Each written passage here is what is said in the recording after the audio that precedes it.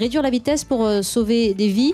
Vous êtes entré dans le studio en me disant, ça y est, c'est fini, le débat est clos. Comment pouvez-vous être aussi sûr ? Oui, il est clos. Il est clos parce que depuis maintenant plusieurs mois, on nous assène le même discours qui est baisser la limitation de vitesse est le seul moyen au monde de sauver des vies. Et partout où on a baissé la limitation de vitesse, on a sauvé des vies.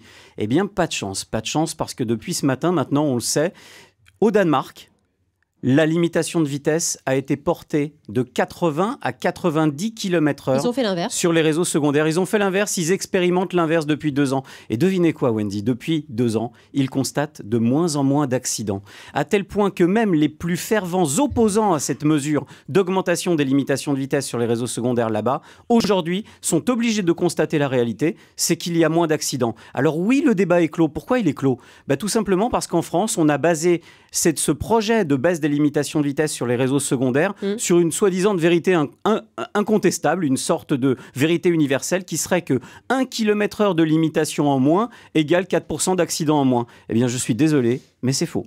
Dans ce pays. Oui, c'est ça. C'est qu'en fait, ils ont constaté qu'en augmentant la limitation de vitesse, ils réduisaient le nombre de manœuvres dangereuses de dépassement. Bon, c'est très pragmatique comme vision, hein. Ils ont misé là-dessus sans savoir réellement si ça allait marcher. C'est pour ça que ce n'était qu'une expérimentation. Et à la base, surtout, le Danemark voulait juste uniformiser sa limitation de vitesse avec les autres pays européens. La réalité, c'est que ça a fonctionné. Il y a eu moins de dépassements, donc moins de situations dangereuses et moins de chocs frontaux.